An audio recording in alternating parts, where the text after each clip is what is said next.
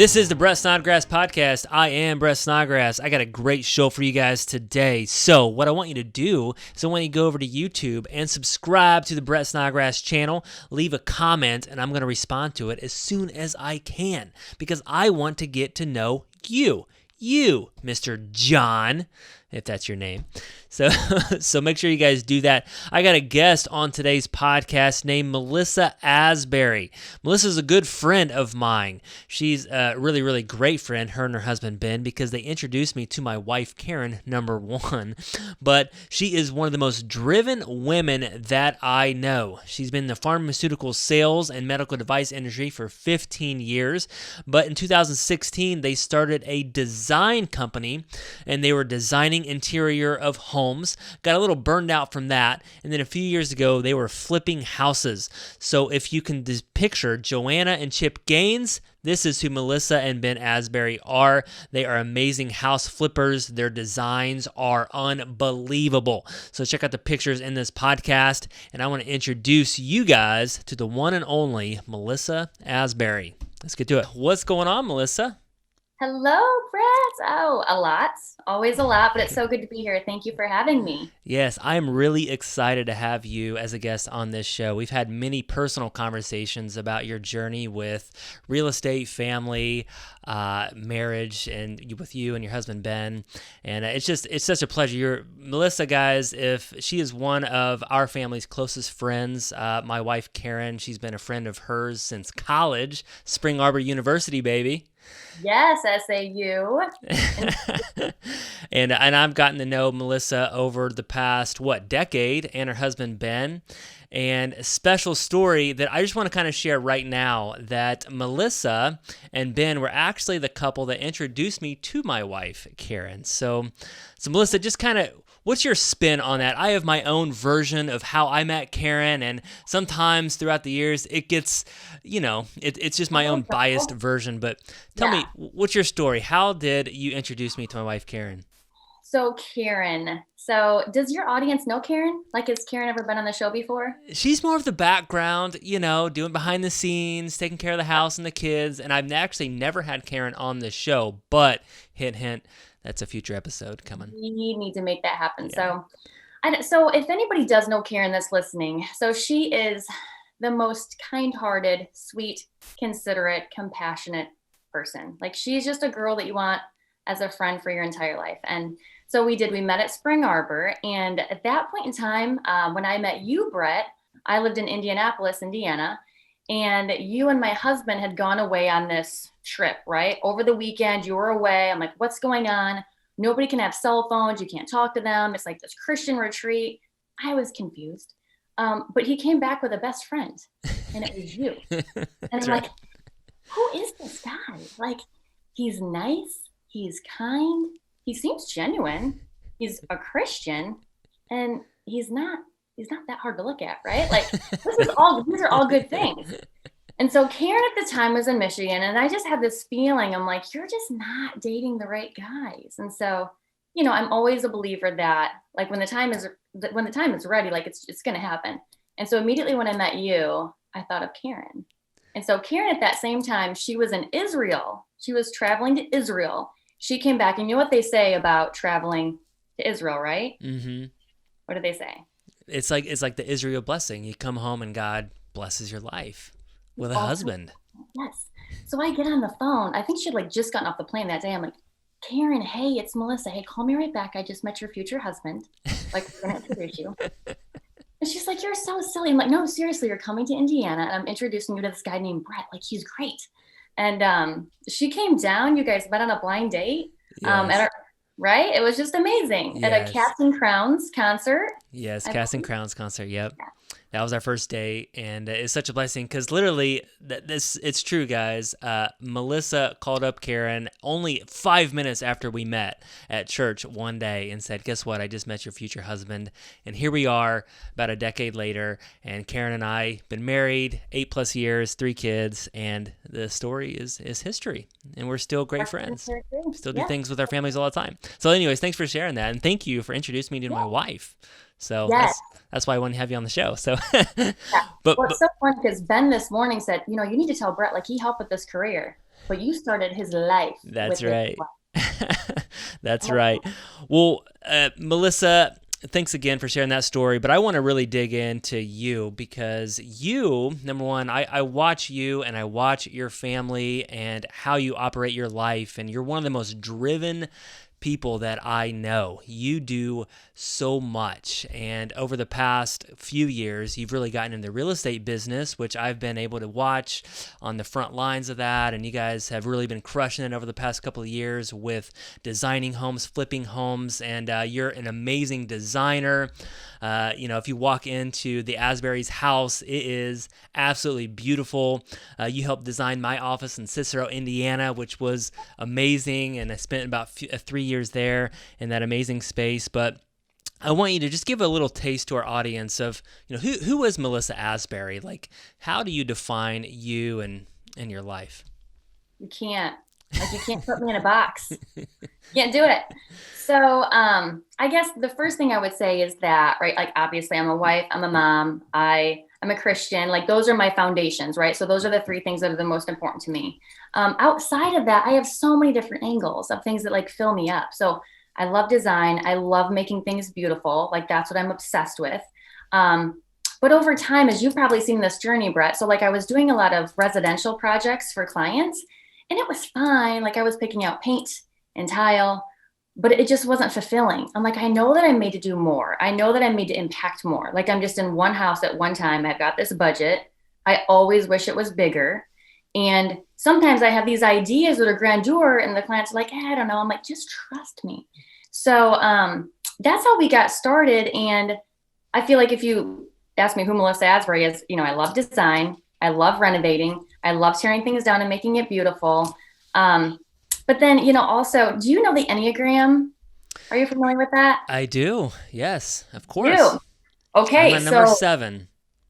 You're a 7? I'm a 7-wing 3. So I like variation. I like change. I like adventure, but then I like to achieve. So if you put me into like, if I could do an adventure, but then something I could achieve and get a prize at the end, I'm all over it. You're all over it. Yeah. That's like a fair. Yeah. You love the fair. That's right. Okay, so I'm an Enneagram 3, right? So a 3 is like they're super driven, they're competitive. I love basketball. But then a wing 2, so like in times of stress, I get like very loving and very like calm, and I tend to nurture things, and I tend to like just draw near and maybe like kind of pull back a little bit, if that makes sense. Yeah. So the 2, that's like a helper, right? You love to help people. Is Yes. that pretty much what the 2 is? It's funny because a lot of the people on my team are 2s. I work really well with 2s, and my wing is a 3 too, and it's really close to that 7. But I don't know. We work really well together. I think 3 and a 2. So Yeah, we do. I know a lot of good 3s and 2s and 7s. That's right. That's right. So I want to just dig into, again, you really start off with design. And I remember you and Ben built a home, and that was a journey in and of itself. Got to watch that. And just how you guys have designed your home. You're always doing things in your home, putting up, I don't even know what you call some of the things that you do, but some of the fixtures, the shiplap that you're putting in, the textures, and all the crazy stuff. It just looks absolutely amazing. You take a room that I'm like, oh, drywall, and you put in a light fixture. You just make it just crazy cool. And you've been able to do that with other homes too. You were able to do that with my office in Cicero. And I was reading kind of a little bit about you, and this actually started early in your life. You said you've always been very passionate about design. And I was reading even at the age of 10, you would sketch house plans, and then you became teenagers and you tricked out your car and you designed your car. Tell us about that. Like how did you design your car? Oh my goodness. I mean, I can't believe I shared that. So I started doing this at the age of 10. I'm not kidding you, on the graph paper, right? So my dad at the time was building our home. We moved 7 times from when I was, born to like the age of 18, because he would build and sell and build and sell. And he was an electrical engineer, so he wasn't a builder by any means, but I would see what he would do and I wanted to be just like him, right? And so I was trying to emulate that in my life by sketching out the basement, laying out where the restroom and the stool and all those things were going to go, and the lighting. And this is 10. Like I should be outside playing with my friends. Yeah. And then, it just kind of evolved over time. I would do my bedroom, and then we did our car, and I got this sweet car, Suzuki X90. You might have to look it up. It's got the T-tops. I put the white fur, and I wasn't just like going to remove that overnight. Like I like hot glued that in there.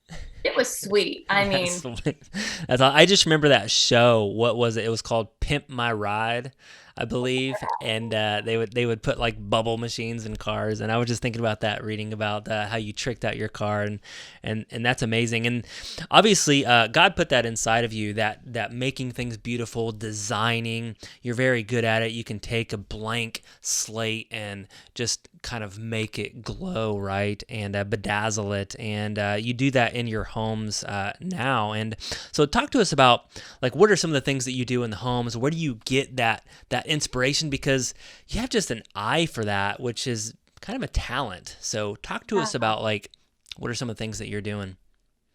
No, thanks so much. I really, really appreciate that. So I think I'm trying to create an atmosphere that always feels welcoming. That, anybody that comes into our home, I want them to feel welcome and loved and like we're all equal, right?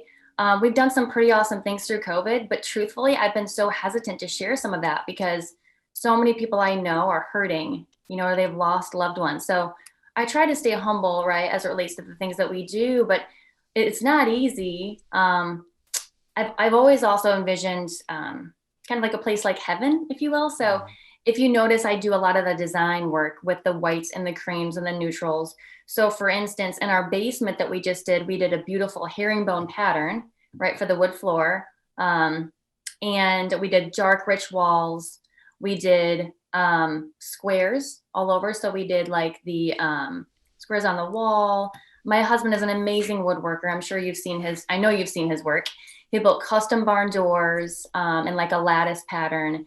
And like, to give you an idea, we'll put like different colors on like the doors versus the trim work versus the walls, but they'll all be slightly off, like maybe 10 to 15%, which a normal person wouldn't notice that. They're like, there's something that feels good here. I just don't know what it is. The color is not the same. They're all layered, but it's also gently done that your eye just moves ever so gently over the design. And you don't realize what the one thing is that you love. You just know that when you walk into the space, you love it. Yeah, it just makes it feel very calm, very welcoming. And Ben, your husband, did he go to school to learn like how to do this? I mean, he's just a craftsman when it comes to this woodworking that he does. And we're gonna put some of these pictures on as well, because you guys just finished your basement, which is like, it's just amazing. So yeah, thank you so much. So School of Hard Knocks. I mean, our first house that we bought, it was in foreclosure. I'm like, Ben, we're getting this. I mean, it was not pretty at all. But I'm like, hey, we need to replace the dishwasher. He had no idea.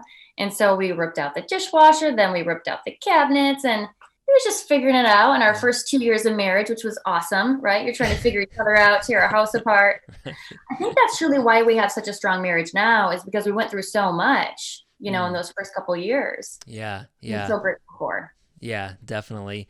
And so just kind of fast forward, you've a little bit of background about you. You've been in the pharmaceutical sales for 15 years. I mean, that's kind of like your main job. You're out, you're selling to doctors, and then now you're in the medical device business, still in the medical field. But tell us about that journey. 15 years doing that. What is that like? Do you love it? Passionate about it?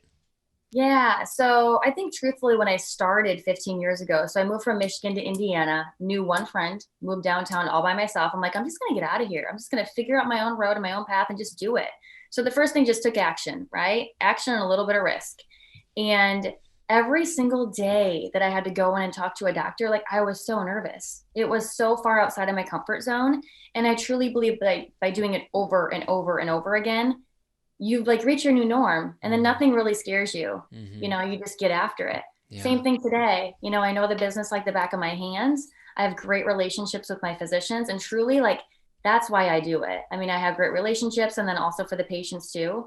If it wasn't for that, I would be done. Yeah. But you said something pretty profound there, is that I think that whenever we're doing something new, that we all are nervous about it, right? Something a little bit risky. You're talking to doctors, and even just sitting down with a doctor trying to have them buy our product, it's a little bit risky. And I even get nervous, talking to doctors as well. Sometimes I have some private lenders that are doctors, and I was the same way in the real estate. I remember my first real estate deal. I was so nervous, couldn't believe if it was going to work out, what's going to happen.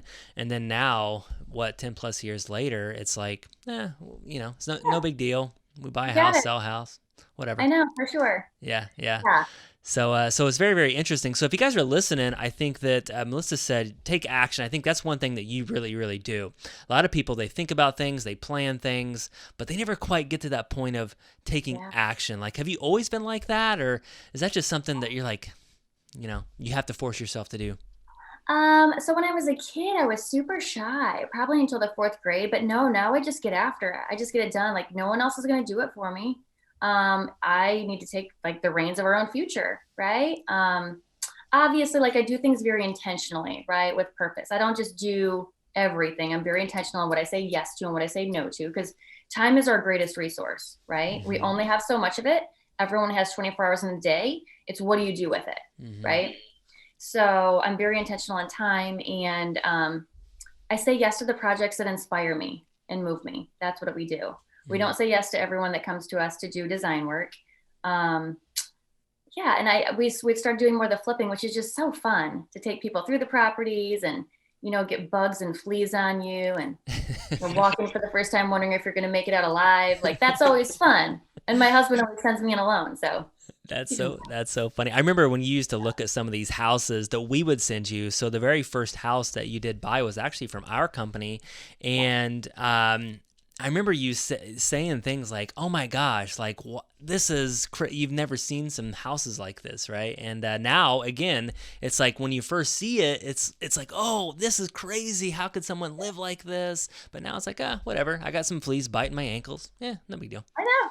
Oh, I sit in client homes all the time. I should say client, but tenant homes all the time, and I'm like, what is crawling up my leg?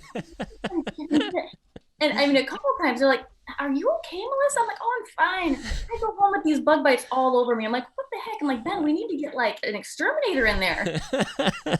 Oh, that's funny. Wow. Oh, it's Yes. so bad, but it's so true. I mean, there was one time this just happened. The guy's like, "Come on in, go to the back of the house." I'm like, "Okay." I could see the swarm of gnats. I mean, it was thick. I'm like, "Oh, I think we're good. Like, I think I've got this." And he's like, "No, no, no, no. You're gonna come in. You gotta see the back of the house." I'm like, "Oh my gosh." So I had to go home, shower again. I mean, it's unreal. Yes. The day Oh, that I wow.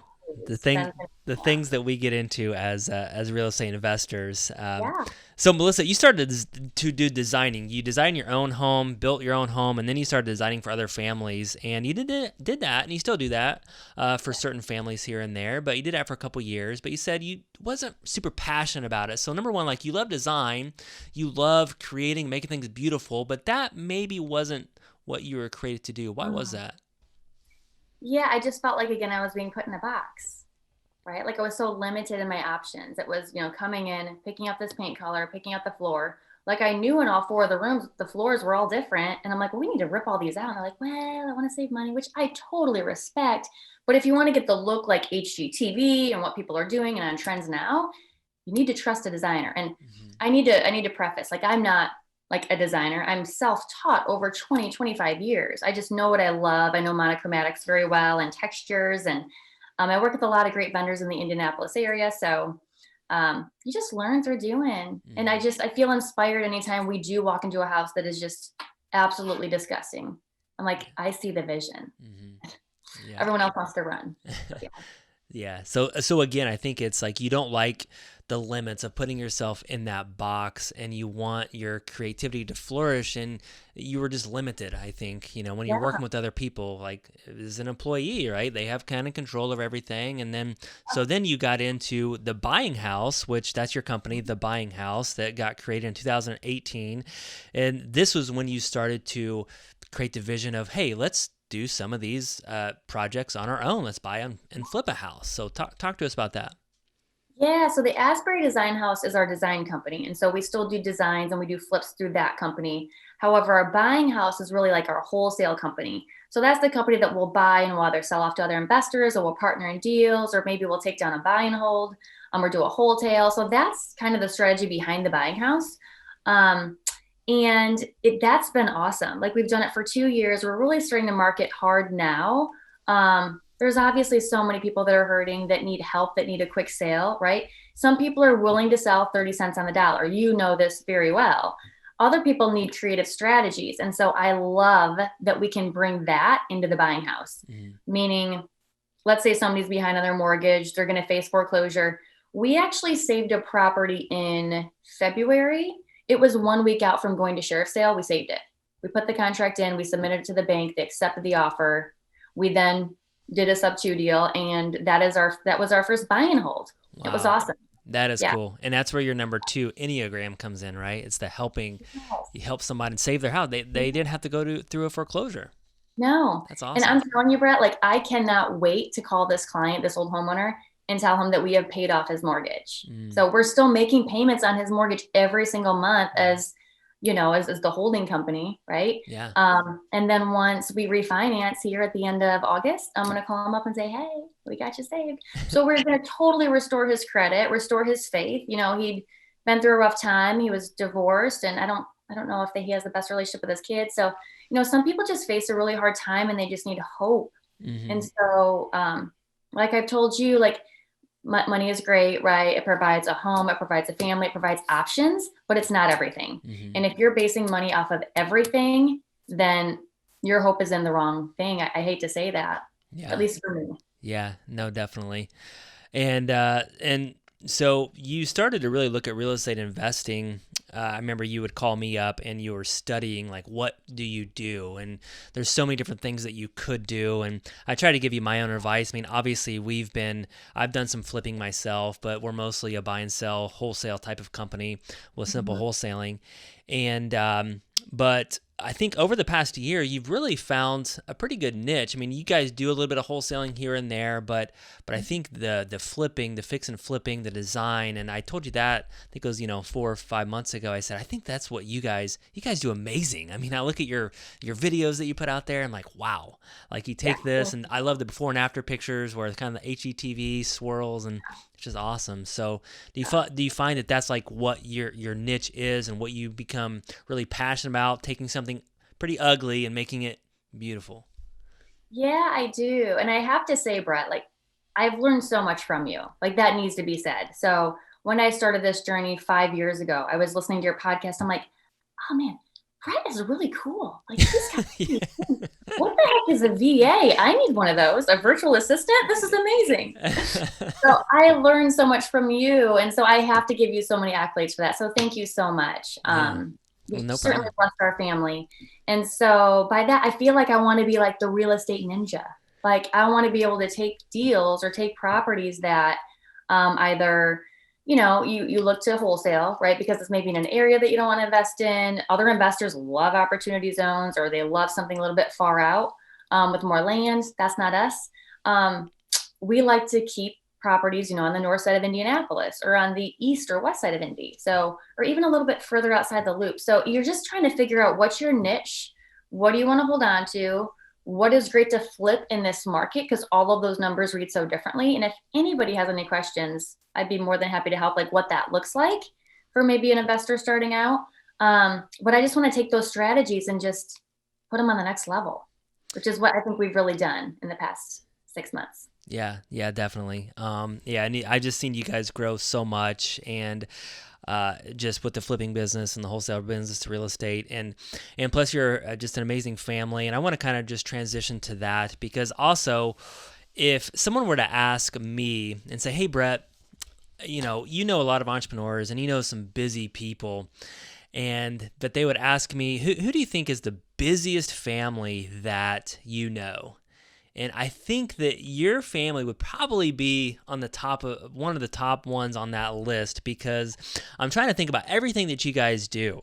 And I was just thinking about this in my head. And so number one, you both have jobs. You both have full-time working jobs. You still work in the medical device business. Your husband, Ben, is a fireman, and he's working as well. You guys are doing design projects. You guys just finished your amazing basement, so you're doing design projects on your own home and rehabbing your own home in the basement, remodeling that. You're a family of 3 amazing daughters. And so you got that going on. You're flipping houses on the side and doing the real estate business. And I think you were just a basketball coach for your kids too, right? I was. It's like a winning season. I was there rooting her along. Yes, it was amazing. Yes. They were like kindergartners. It was like herding cats, but they all had such a great time. Yes. So anyways, so you guys are really, really busy, and I want to just to touch on that, because I guess I'll just start with this, is like, how do you do all that without, so one of my big things is sanity. Like, people have to keep their sanity. When I say sanity, it's like they have to not be so stressed out, because I've been in that position too, where like you can't hardly sleep at night and you're have anxiety and stress and you're just overwhelmed with all this stuff. So like, how do you keep your sanity with so many things going on? Oh my gosh, I don't. So this is so funny. You talk about sleep. Last night I got a call from a homeowner at 2:50 a.m. 2:50. Wow. So you have to draw boundaries around things. Like, I'm clearly not picking up the phone at 2:50. I'm like, who is calling me? And it comes in, the lead comes in. She's divorced. She wants to sell the property. It's in another city outside of Indianapolis, not far. But that's where you realize, like, people have like heavy stuff going on. So in order for me to stay sane, okay, every morning I get up at like 5:30, 5:45. I work out, I run. That's when like I listen to podcasts or Christian music. That's when I just run, just get it out. Like, that's how I clear my head and clear my soul. And then I'll do, a little something else. And I'll like answer emails. I'll catch up from like our title company, lenders, things like that, because there was always a good 30 minutes of admin in the morning. And then I get the kids out the door, and, you have to have a plan in the morning, right? So like their lunches are packed, their clothes are laid out. There's no option to make a last minute decision at that point. Like, what's done is done. What's in the backpack is already been defined. So then we get the kids out the door, and then I go to work. So, and then typically I'll do like appointments at night, like 5:30, like we're meeting our contractors tonight at 5:30. So, you do what you can with the time you have, and you just try to time block. Time blocking is huge. I'm sure everybody knows about this. You don't pick up your phone all the time. Like, if you have 2 hours free to do one task, you do that one task. You don't get on Facebook. You don't check your email. You don't pick up your phone. You just do it. Yeah. No, time blocking is huge. And you also, it sounds like in the mornings, you have a lot of things already planned, already done. So do you try to plan the next day, the night before, laying out your kids' clothes, making the lunches, things like that? Like, just preparing for the next day, because that's something I don't do that well. And I just know when I don't, when I wake up and I'm like, oh my gosh, you got all these decisions to make. Yeah. And it's just overwhelming. You feel chaotic. Yeah. You can't. So, I mean, truthfully, so like I'm the girl that will be getting ready while doing squats, while doing like a Skype meeting with like my team over in the Philippines. Like, that's me. You can just picture it. I'm like, yes, I hear you. Great call yesterday. You did awesome. What do you need from me? What are your goals? And they're like, Melissa, you're like a doll. I'm like, I'm not a doll. I'm a real human being. But let's just talk about this week. So, and this is with your VA? Yes. Just trying to picture that. You're doing squats, and that's so crazy. I am. Like, it's not something fun to picture, but yeah, I'm doing that. I'm getting ready. I'm doing like the Skype call. So I just always try to do 2 or 3 things at once. Sometimes it works out awesome. Other times it's terrible, Yeah. I think the biggest thing though is that like my kids and my husband, like they have to know that they come first. And oftentimes, unfortunately, Ben does feel like, hey, I'm getting like the back burner. And so that's important. Like, you can't neglect your marriage. You have to do things for one another, whether it be date night. You have to be intentional with those things. And for the kids, right, there's any working mamas out there, I'm sure they know it's a struggle. I think there's 3 things that you need to make sure that you're giving to your kids. Number 1, unconditional love. They have to know you love them no matter what. You're going to always provide that firm foundation. And guess what? Like, I can't be everything for my kids. Sometimes I need other people to come in, and I don't want to be everything for my kids. They're going to get other experiences from other people. They're going to do things better than I do, right? So unconditional love. And then they also need to know, I guess they have like the faith that you're going to be there. When they really need you, you're going to be there, So giving them that faith and that firm foundation. And number 3, just confidence for the future. Those are the 3 things as I was thinking. I want to make sure that my kids know, that they have confidence in who they are, in our family, that our family bond, like, that's never, ever going to change.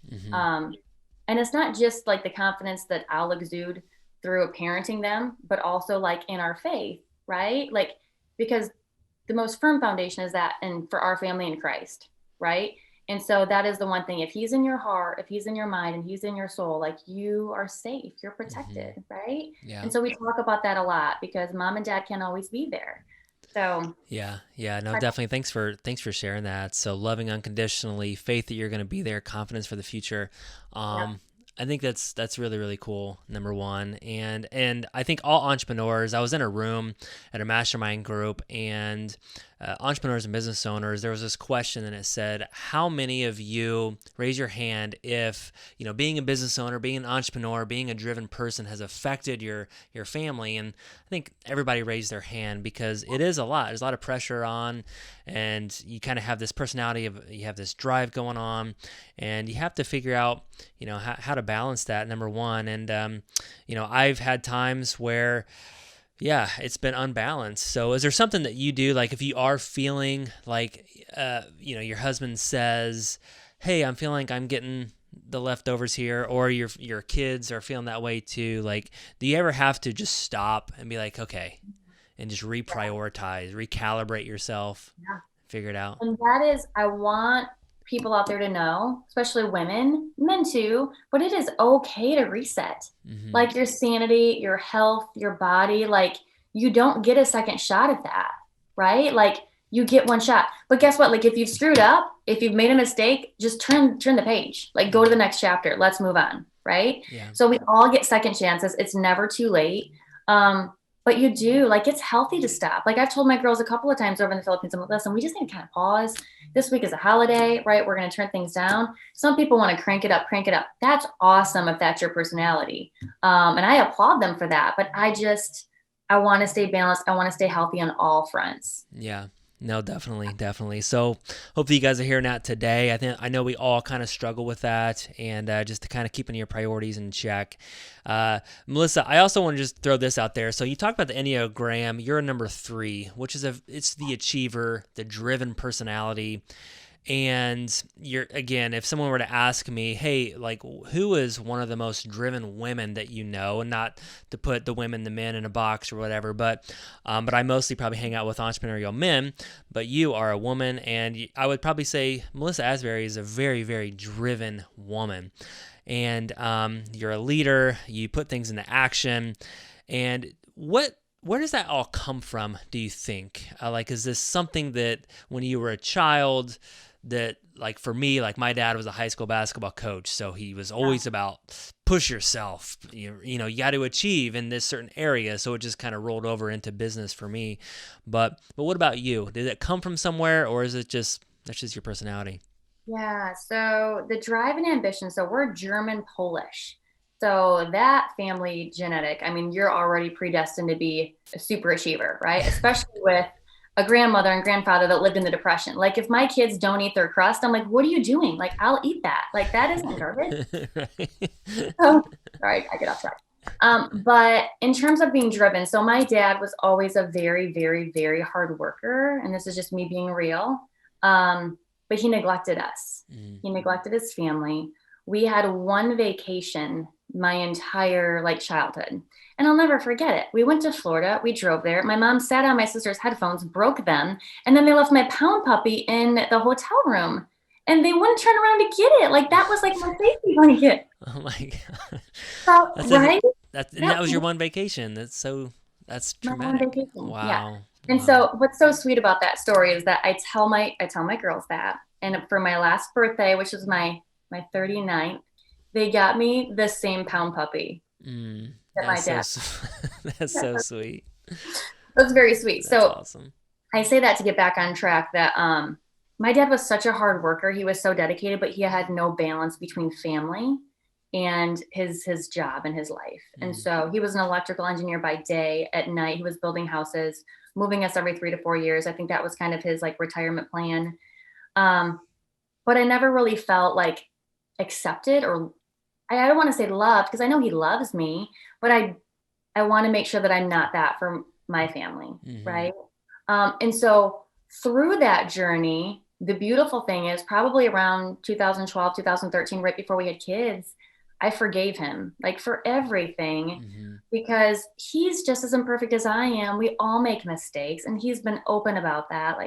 Miss, will you forgive me? I wish I would have done things differently. And of course, like my parents aren't married any longer, but I do not want that to happen to my family. So I'm so aware that I don't want that cycle to occur. And I think about that, Brett. I think about that all the time. I'm like, am I doing what my dad was doing? Am I working so hard that I'm neglecting the most important things in front of me? And so I'm very aware, Yeah. I think we're all shaped by how we are raised, because I'm also very, very aware. My dad, like I said, he was a coach and he pushed really, really hard. And again, like, I'm thankful for many of those things, because that's why I have been able to achieve, have been able to be successful. But again, sometimes I'm always like, okay, like, don't push my kids hard, right? I'm like, don't. Sometimes I go the opposite way, where like, I don't want them to get into sports, maybe because I feel like I'm going to, because my personality is like, push, you gotta be the best. Yes. You are like that. Has served you well through your life. And, I think about that too. I don't regret the things that have happened, because I would not be shaped the way that I am. So that's almost why, like, I don't want to create this perfect bubble for my kids, because they're going to be shaped by experiences. We're all damaged goods, and to some degree, right? We just need to learn from it, grow from it, flip the page, move on to the next chapter, and become a better version of yourself. Yeah. Exactly. That's awesome. Well, thanks so much for sharing. And I know that, that's a little bit of a vulnerable subject, especially when you're talking about past and family. So thank you so much, Melissa. And Dad, if you're listening, I love you. There you go. What happened? Yeah. Yeah, I do. Awesome. Well, thank you so much. So I want to just kind of transition this a little bit. So if there's a mom right now and she's listening to this show, she has a beautiful family, she's working full time, and she came to you and she said, hey, I want to start a business of flipping houses, or start some other business on the side, and it's going to take a lot of time, take a lot of effort. I mean, what would you say to her right now? I would say always listen to your gut, and don't drown out that voice that you can't do it, you're too busy, it's too late. You can totally do it. You just need to start. That's the first step, right? And if you want to like learn more and partner with somebody, do something by giving something to someone else. So like somebody like me or somebody like you, for example, give your time to them, or offer to like help drive for dollars for them, or offer to, I don't know, like just do something that is kind of sacrificial in an effort to grow, right? Because people can see that and they respect it. Yeah, I always like that. Definitely like that. That's awesome. What's been the biggest challenge for you in your real estate business? What would you say? Now that we're getting in like a pretty steady amount of deals, it's what to keep, what to sell. The market's just nuts right now. I mean, appraisals, you don't really know where those are going to come in. I think there's a lot of challenges. It just depends on the deal. And maybe it's time too, because now that like we're getting out there and we're doing things, like I feel like everybody wants a piece of your time. And you have to be intentional again as to what you say yes to and what you say no to. So there's a lot of different challenges.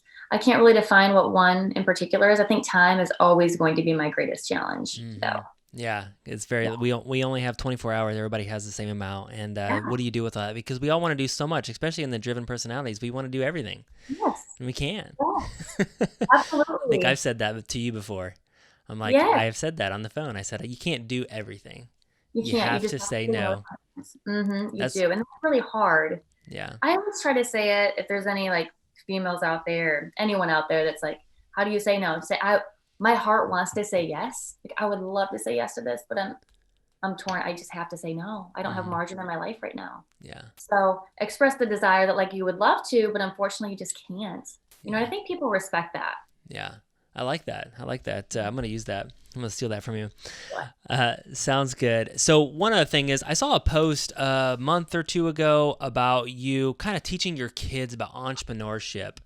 And this is really, really cool. And I even think a lot of entrepreneurs, again, they kind of are doing their own thing. They're busy, but they forget to instill the knowledge and the things that they're learning into their kids' lives, or they just don't know how to do it, right? Because it's a little bit different. So like I saw you were kind of doing a little bit of a business project with Kennedy, I believe, and talk to us about that and like how important it is to you to, you're learning a lot of these tactics now, these strategies, and now you're teaching it to your 7-year-old, 8-year-old. I So am, yes. And that's one of my goals. Like I want to teach kids like what financial freedom really is and how to be a good steward of what they have, right? Sorry, Brett. Um, so what we did was, and you may know, like I'm obsessed with making strawberry jam. It's just something that I do. I love traditions. mhm. So we go out to this farm that's like a little organic farm down the road, and we pick probably 20 pounds of berries. And so we usually make like 120 to 140 jars of jam, which is just insane. You're like, who needs that much strawberry jam? But we sold them, and we actually sold, I think, 82 jars total at $10 a pop. And so I told Kennedy, you're going to pay me for all of your expenses, all of the lids, all the jars, the strawberries, the sugar, all of that. We also took what she had in her piggy bank, which was $27. Mhm. So in a matter of 1 month of selling 82 jars of jams and just putting it online, hey, this is what we're doing. Kennedy has a dream one day of owning a pony or a puppy. Would you help support her? There were all of these, yes, yes, yes, yes, 2 jars, 4 jars, 10 jars. I'm like, what is happening, Kennedy? Jamming for an entire week. And so yeah, we hand delivered almost all of them. I have 2 families up in Michigan I have to get it to, another person in Michigan, and then someone in Logansport. But she made probably 740 bucks. Wow. Oh, yeah. That is So that's far. that's amazing, and that's just a start. Amazing. That's just Just start. yeah, it's just a start because it takes me back when I was a kid. And I always loved entrepreneurship, and I would do little things like that. And I remember I talked to my mom, and this was around middle school. And I realized that everybody in middle school wanted gum after they ate lunch because, we're eating Doritos or Ho-Hos or whatever, and our breath would stink. We're trying to attract the opposite sex typically. So everybody would go around and say, does anybody have a piece of gum? So I said, Mom, there's a need for gum at school. So let's go buy a bunch of gum. So we go to like Sam's Club, buy big packages of gum, and then I would go, and then I'd be the gum guy. And people needed gum. They'd say, I'll go see Brett. And I'd have all these pieces of gum, and I'd sell each for a quarter, and I'd make some money. Anyways, long story short, that was just a start. And it's just, I do the same thing today. It's just houses with a little bit more zeros on it, right? It's just The the same same. thing, just more zeros. I agree. Yeah. Yeah.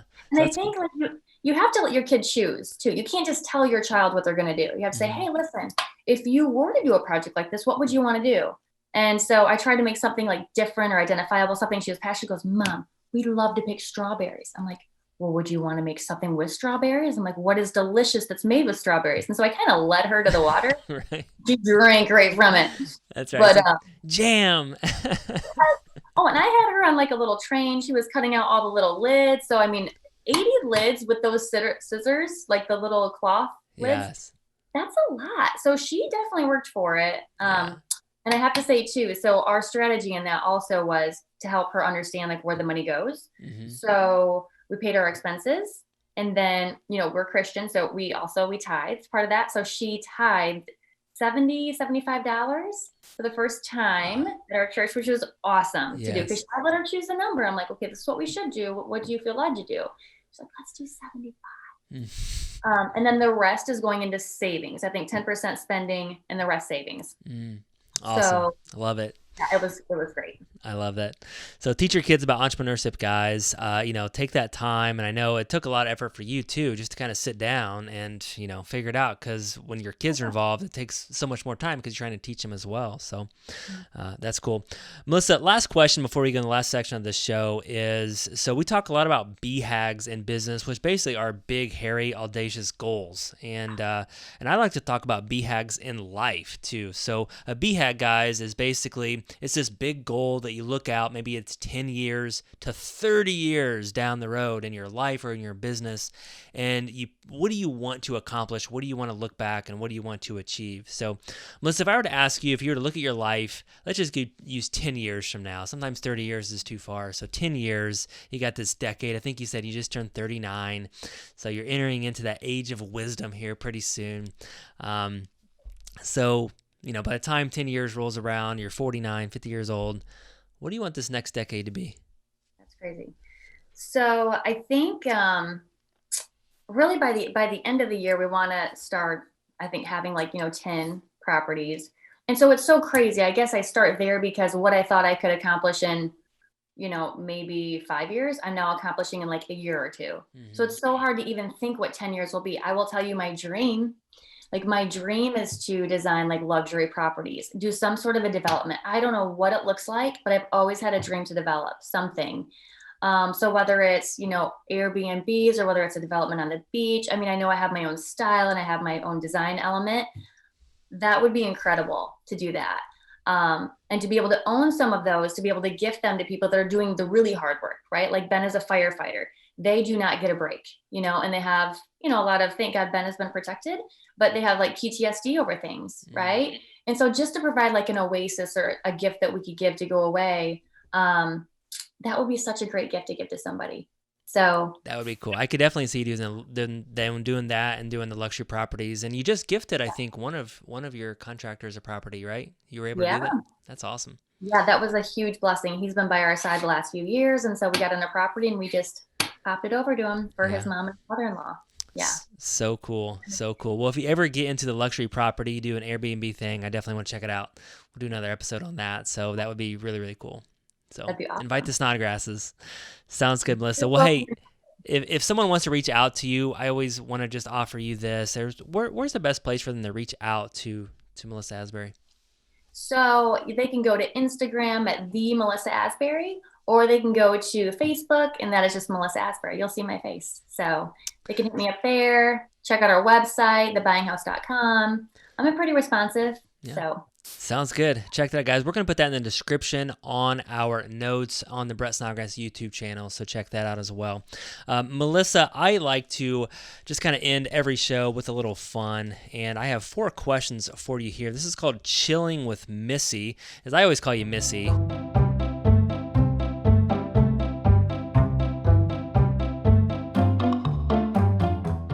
But I know your real name is Melissa, but I call you Missy. But so this is 4 questions.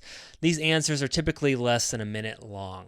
So number 1, how does Missy chill? The answer is I don't. Like, it's not a healthy thing. I don't. I mean, if I had to chill, like if I was on the beach, like I would go to the water, like I would do that.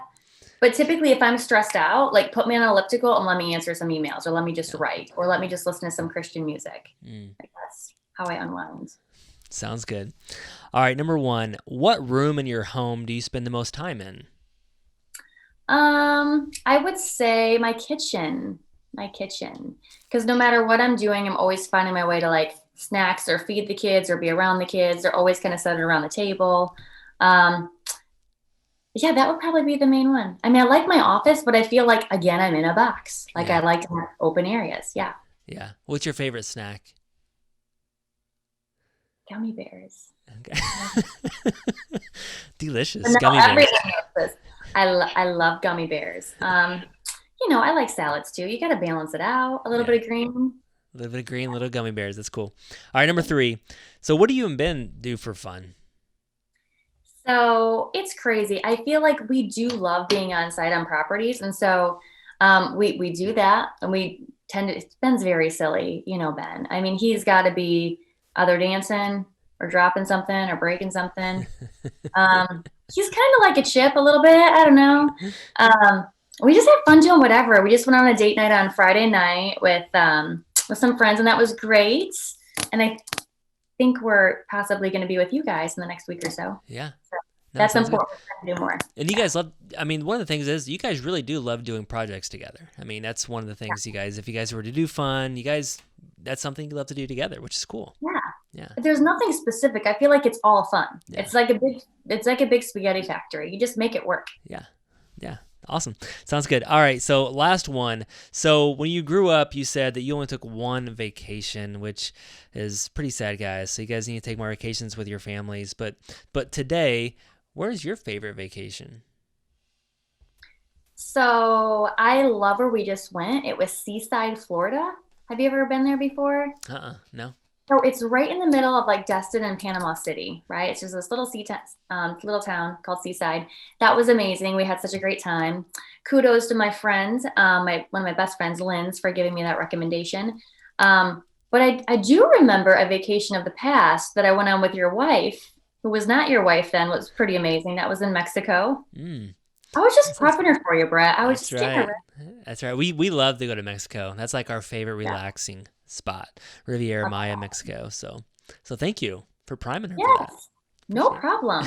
Yeah, I like to go anywhere that's not here, like to Yeah. be honest, because I feel like when you're an entrepreneur, you have to physically like get away from the work, right? Yeah.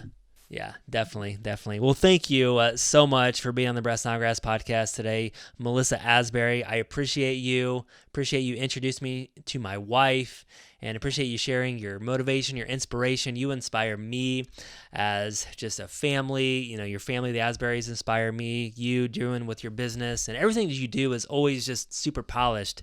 And an example, guys, Melissa created a private investor guide kind of for private investors that want to invest with the buying house and the Asburys.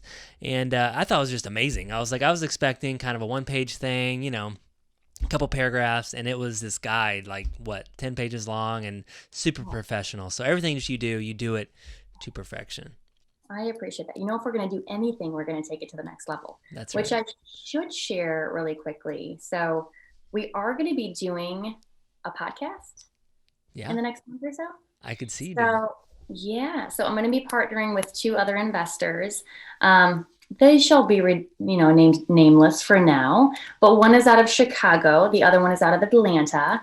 And we are going to be coming together, 3 really strong markets, Indianapolis, Chicago, and then also Atlanta, and just teaching people investment strategies, breaking down deals live, doing a lot of the creative financing. So to get the scoop on that, just check us out. Either Instagram at the Melissa Asbury. I'll get you the link to the show. I'm looking forward. I look forward to that too. So if you get that link, and that's coming out maybe in, a month or so. A month? Yeah. Cool. We don't have a hard launch date, but about a month. Awesome. Yeah, okay. Sounds good. We'll check that out, and check out all the links that we're going to put in the description, guys, to reach out to Melissa Asbury. And thanks so much for being on the show, Melissa. Really appreciate you. Yes. Thank you so much, Brett. It's my pleasure. Always good to be with you. God bless. Thank you so much for checking out the Brett Snodgrass channel. If you like this video, please slam on that like button. And if you really like it, then subscribe to our channel here. And remember to leave us a comment below, and I'm going to try my hardest to reply to all the comments. Thank you guys so much. This is why I do what I do. Every single week, I come out with content that focuses on success, freedom, and living out your purpose. Thank you guys so much. See you next time.